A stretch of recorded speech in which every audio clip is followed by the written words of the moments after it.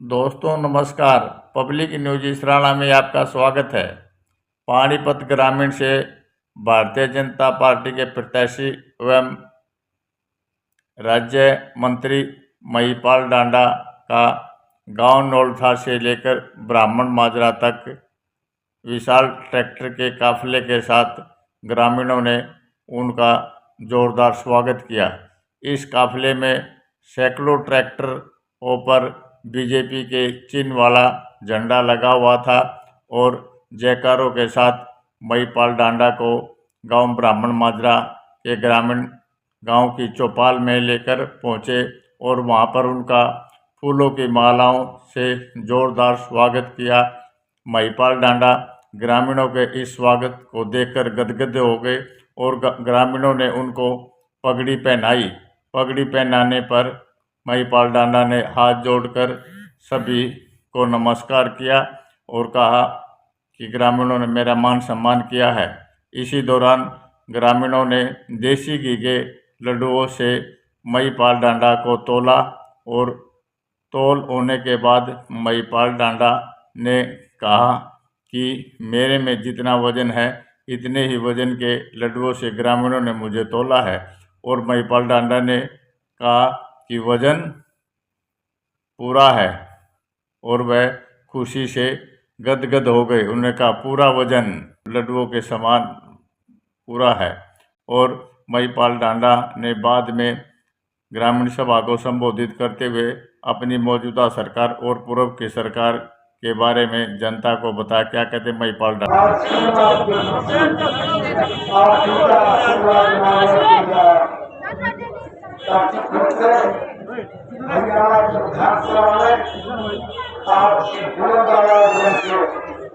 आपके कामों को हल करना।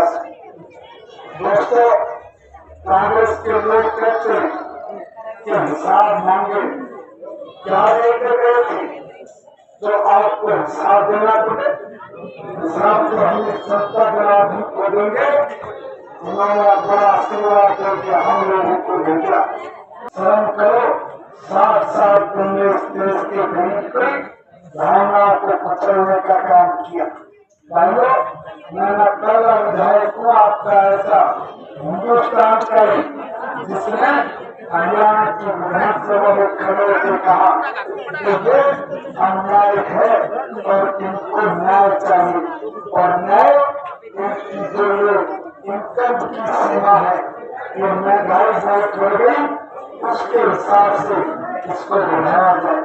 तब जाके कहीं पहले 1,80,000 रुपया हुआ, जहाँ हरियाणा में पहले 12 लाख परिवार सेवाओं का लाभ ले रही थी, कल्याणकारी योजना से जुड़ी हुई थी। वही 1,80,000 होते हैं 31 लाख परिवार इस योजना के साथ जुड़े। कोई योजना नहीं बनाई। इस स्वास्थ्य से हमारे लोग किस तरह से तंदुरुस्त रहे।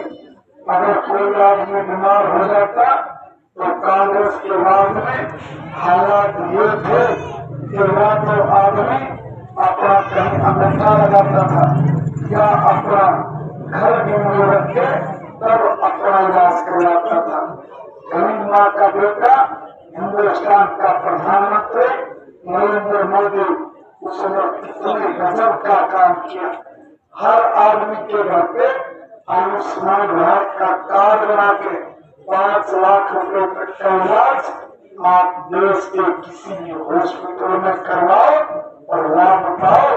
ऐसा कल्याणकारी कदम इस देश में नरेंद्र मोदी जी ने उठाया। मैं पूछना चाहता हूँ कि कांग्रेस की 7 साल की हुकूमत में आप बताओ आपने कौन सा ऐसा काम किया।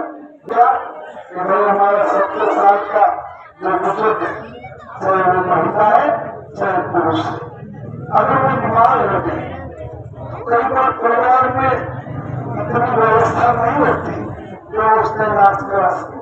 और मोदी जी ने तो कमा दिया गया, चाहे गरीब हो चाहे अमीर हो, कोई फर्क नहीं पड़ता। 70 साल या इससे ऊपर के बुजुर्ग को 5 लाख रुपए का आयुष्मान भारत का कार्ड बना के उसकी जेब में डाल के कि तू हिंदुस्तान में कहीं था अपना इलाज करवा, अब तुझे किसी के भरोसे रहने की जरूरत नहीं है, किसी के सामने झगड़े की जरूरत नहीं है। आप अपना रजिस्ट्रेशन करवा के अपना आयुष्मान भारत का कार्ड अपने जेब में डाल कर रखो। और इस 5 साल में हर गरीब आदमी का मकान बना के देना ये मोदी जी की गारंटी है। और मोदी जी जो करते हैं वो करके दिखाते हैं। इसलिए हरियाणा में 5 लाख मकान बनाने के बाद ये बिल्कुल हम बहुत जल्द पूरी करके देंगे। अगर ये मंत्रालय मेरे को रहा तो समझ लो 5 ग्रामीण मुझे मठा दूंगा। कई बार हमको कह देते बीजेपी वाले ये किसान विरोधी, और जो काम करने वाले उनको आप किसान का विरोधी बताएं। मैं आपसे एक बात पूछना चाहता हूँ, क्या कभी किसान हितैषी सरकारों ने कोई एक काम तो किया होगा जिसको किसान याद रख रहा हो? एक काम तो होगा। हमने ऐसे अनेक काम किए जो हिंदुस्तान के हर किसान के फायदे का काम कर दी। आतंकवादियों से भी ज्यादा खतरनाक बताता है, इसको सबक सिखाओ। जो बचकानी हरकत करता है इतना 60 साल का बूढ़ा होने को होगा और अभी तक इसमें अकल का होता नहीं है। भारत में की बेइज्जती करता है, देश की धरती पर जाकर करता है, तेरा अकल कब आएगी? अपने देश की बुराई करना जो है नहीं वो मन गलत बात करके वहां करता है। अब उसने कहा क्या 4 दिन पहले पुकारा था कि भाई बीजेपी आए संविधान बदल देंगे, बीजेपी वाले SC का आरक्षण खत्म करेंगे। अरे हमने कब गया, हमने पता भी नहीं, बात का भी मेरा एक बात बनाई और सारे कांग्रेस के नेता ये बात करने जुट गए।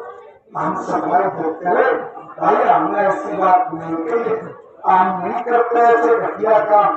अरे हमको बाबा साहब को भीमराव अम्बेडकर जी को भारत रत्न देने वाले लोग हैं, हम तो संविधान के साथ छेड़खानी करेंगे?